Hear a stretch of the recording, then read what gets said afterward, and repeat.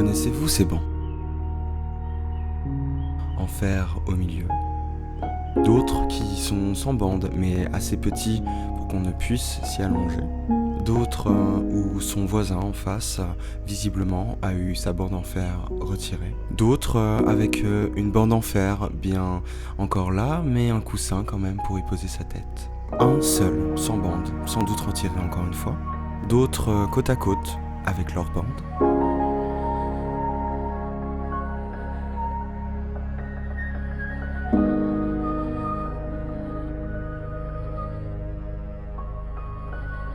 Donc ces bancs, ce sont des bancs anti-SDF, aussi appelés mobilier urbain anti-SDF ou alors architecture hostile.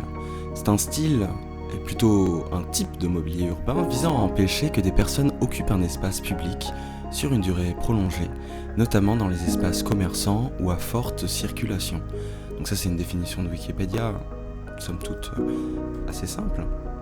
Et bien voilà, l'opinion publique, de tout ce que j'ai pu voir des articles, journalistes notamment, serait plutôt là pour dire que voilà, ces mobiliers anti-SDF sont assez liberticides, que c'est aussi une violence silencieuse. Alors pourquoi est-ce qu'il y a ça si tout le monde est d'accord ? Personnellement, je me suis dit que ces bancs faisaient partie des mobiliers urbains. Comme l'on a des bacs de tri pour l'écologie, des boîtes à livres pour la culture, des carrés de potager pour le vivre ensemble, des jeux pour enfants dans les parcs, ça c'est pour le loisir.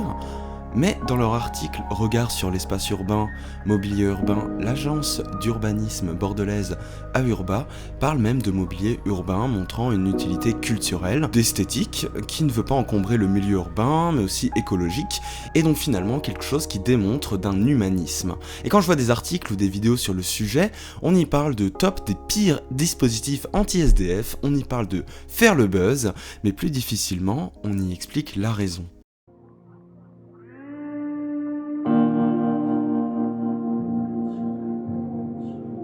Moi, de prime abord, purement et naïvement, ce qui me viendrait à l'esprit serait des notions d'esthétisme, voire de sécurité, d'une crainte qu'un banc sans bande en fer ne crée un amas de personnes néfastes à la sereine vie en société. Donc toujours en me basant sur cet article d'Aurba, à partir de la période haussmannienne et sur le modèle anglais, le mobilier urbain a participé à l'amélioration du confort citadin, rendant notamment la rue plus sûre, avec les lampadaires éclairés la nuit, voire les caméras de surveillance. En 2 décennies, les concepteurs urbanistes et paysagistes ont intégré au projet d'espace public un mobilier qui véhicule l'image même de la ville. Désormais, certaines de ces créations représentent des points de repère qui donnent une cohérence à la ville. Et d'ailleurs, tout ça, ça se vit en société. Et Laurent Devisme continue d'ailleurs sa définition de l'espace public comme de ceux qui passent, on escompte des compétences de l'être en public, qui tiennent à ce que nous avons appris à nommer des civilités, des urbanités. Comme si ces bancs étaient capables de mettre de côté, comme expulsés de la société.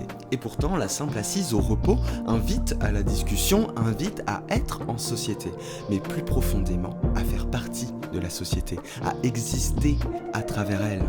Invisibiliser de par cet acte politique, c'est comme tuer la personne qui n'a plus de domicile fixe. Notre société contient une logique anthropème, mettre en dehors de notre société les indésirables, comme finalement avec les prisons.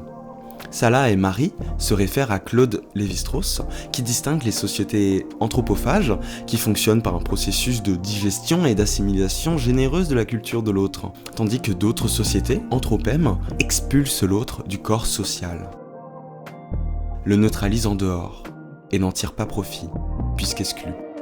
Les sociétés anthropophages ont cette logique de manger le plus fort pour devenir le plus fort, d'absorber afin de le neutraliser et d'en tirer profit. Notre société, quant à elle, vomit l'indésirable.